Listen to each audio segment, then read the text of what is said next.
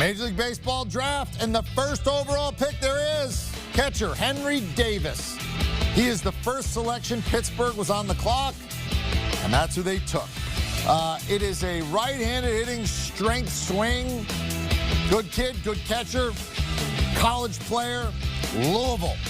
Third time a catcher's been taken #1 overall this millennium. Adley Rutschman, Joe Mauer, the other two. You see Jack Leiter goes 2 to Vandy. I know a lot of the mock drafts had Jack Leiter going to 4 to the Red Sox, but no, they go high school shortstop.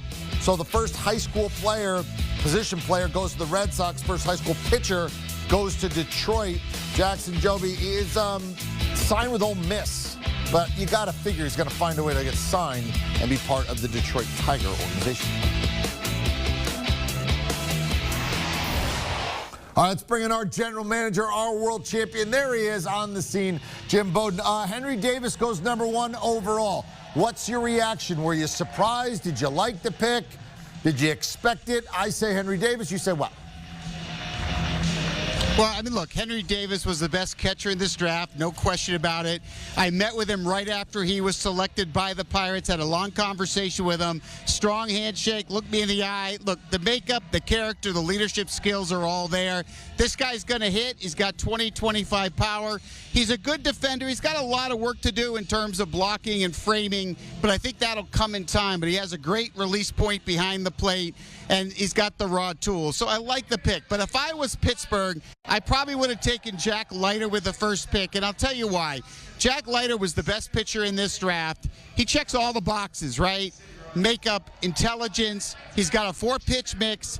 He knows how to pitch, very little risk. And if you're the Pittsburgh Pirates, you're never going to go on the free agent market and be able to afford to outbid the New York Yankees or the Boston Red Sox or the Phillies, right? And you're never going to want to trade your entire farm system to get this kind of pitcher. So the only way you get it is to draft it. So if I were them, I would have taken Leiter here. That being said, look, I said before the draft that I'll say it now.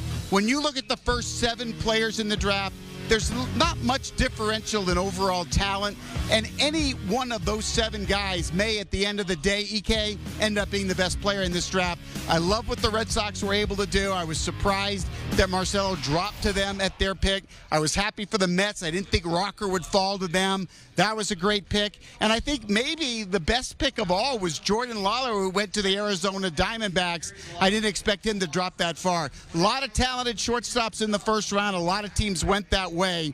But the Pittsburgh Pirates, they got their future leader and future face of the franchise with their pick. All right, well, they did it this year, the draft, basically at the All-Star break, which sort of, in fact, starts on Sunday because all the games go early and that's it, and then we go and move along. So let's look at the second half of the season. Who's a team that you expect to have a much better second half, to make a push in the second half, to sort of make a splash in the second half? I think the Toronto Blue Jays are going to make that splash. They didn't get much production from George Springer, who they signed in the offseason, and this is one of the most prolific lineups in the league. When you look at the best lineups in the league, it's Houston, it's the Blue Jays, it's the White Sox, and the Blue Jays lineup from top to bottom, there's really no breather for opposing pitchers, and I think you'll see them score a lot of runs in the second half, and I think the pitching will be a lot better. Their bullpen, they had injuries from day one. They lost 5 key guys in the bullpen in the first half. They're starting to get healthy in the back end. And Mark Shapiro, the GM, president of the Blue Jays, who makes the final call, he, along with his GM, Ross Atkins, I think you're going to see him aggressive at the trade deadline. They've already stepped up and made a couple of trades. They pick up Anders Simber in that deal with the Marlins. So they're working at improving the pitching. And I think rookie Alek Manoah is going to be a guy to keep your eye on in the second half. I think he'll dominate. But watch for the Blue Jays to have a much better second half than we saw in the first half, EK. Now, sometimes a team is better in the first half than we anticipated, and we go, maybe they're just a better team than we thought. And then other times you go, I think they just overachieved in the first half, and I think they're coming back to the pack or back to what I expect them to be. Who's a team that you think really outperformed who they are in the first half and may come back to the pack? Well, I think the biggest surprise to me has been the San Francisco Giants, and I think they're a great story for baseball because they don't have the most talented players, but they have a great team and a great culture, and they have an above-average player at every position, and they have built an incredible atmosphere, and that team has really overachieved. But do I think they're going to be able to win that division with the Padres and the Dodgers? Yeah, I don't, EK. I think they're going to come back to the pack to an extent. Now, I'm not saying they won't make the playoffs as a wild card team because I think all three teams in the West, the Dodgers, Padres, and Giants, are all heading to October baseball. But I don't think the Giants will be able to keep up the pace mainly because I don't think the starting pitching will be able to do what they did in the first half in the second half. So that would be the team, I think, that takes a step back.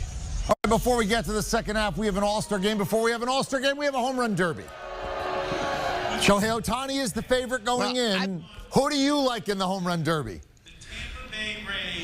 AK, I'm going with Ohtani. This guy isn't human. He's a superhero. I grew up watching Superman and Batman. I'm expecting when I meet Shohei Ohtani in the next couple of days, I'm expecting him to have a cap. I'm expecting a mask. What he's doing is not human. I've got Ohtani and Gallo meeting in the finals in the home run derby. Both of those guys are locked in. And one of the two of them, maybe both of them, I think are going to leave the stadium at Coors Field. It's going to be incredible to watch. Tony Beasley's going to be throwing to Gallo. That's going to help Gallo because Beasley knows how to put it where Gallo likes it. But I got to tell you, what I'm watching with Ohtani, I've never seen another human do what he's doing. It's incredible. So isn't the storyline, the headline, that Ohtani's going to win that too? Right now, he's the MVP of the American League. I'm going to be surprised if he doesn't win the Derby. Well, betting-wise, then it would be a good wager on him because he's not 50% to win this thing, and you could cash a nice winning ticket, although he is the betting favorite. Our favorite is always our GM, Jim Bowden. Thank you very much. Appreciate the information. Great as always, bud. Want a sports network that delivers everything that matters about the game? The highlights, the picks, the instant analysis. No yelling, no fake debates, no politics. Hit the subscribe button and never miss a moment.